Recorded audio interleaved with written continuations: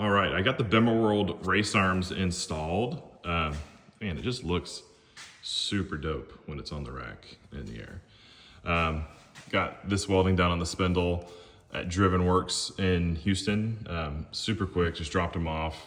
They also refreshed the wheel bearing, and it just looks much better now. So, but this passenger side lollipop, in the last video you saw that I ordered ones with no bushings installed.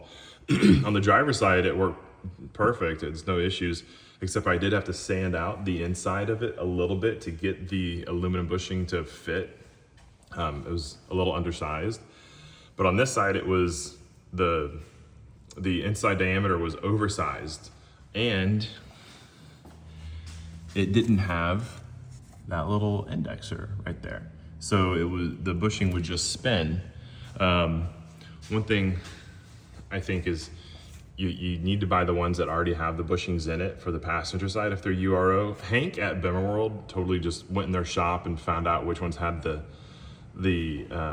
little tab, the indexing tab, and sent that to me super quick.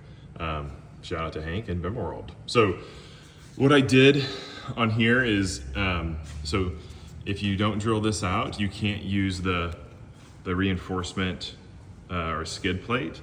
So I drilled this out with just a step drill, just to have access to it, or else it would, you can see it sits just right at the level of the surface right here. So you won't be able to use the plate unless you drilled it out. And I wanted to use the plate because I mount my splitter to it. So my splitter slides in here. But two, I do like just having a little bit more reinforcement between the lollipops and the chassis, and just keep stuff from getting my nice new transmission and dry sump dirty. So that's the only update there.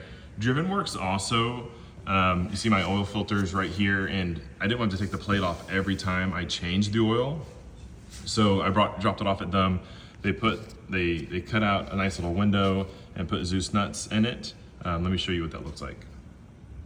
Boom, there it is. So yeah, nice and flush, super secure. The bracket's welded onto the other side of the reinforcement plate. All in all, I mean, this was a pretty straightforward thing with the exception of this passenger side lollipop. Yeah, what I ended up using was, I believe it was a URO brand with the bushing in it. I pushed the bushing out, and this thing kind of just fit right in, nice and snug, and no issues. Yeah, not a lot left to do. So I've got my front bumper and my new Kevlar carbon Kevlar fenders getting wrapped right now, and then that'll be it. Now I can do the alignment now that I got this put in, and yeah, maybe drive it around the neighborhood with no bumper.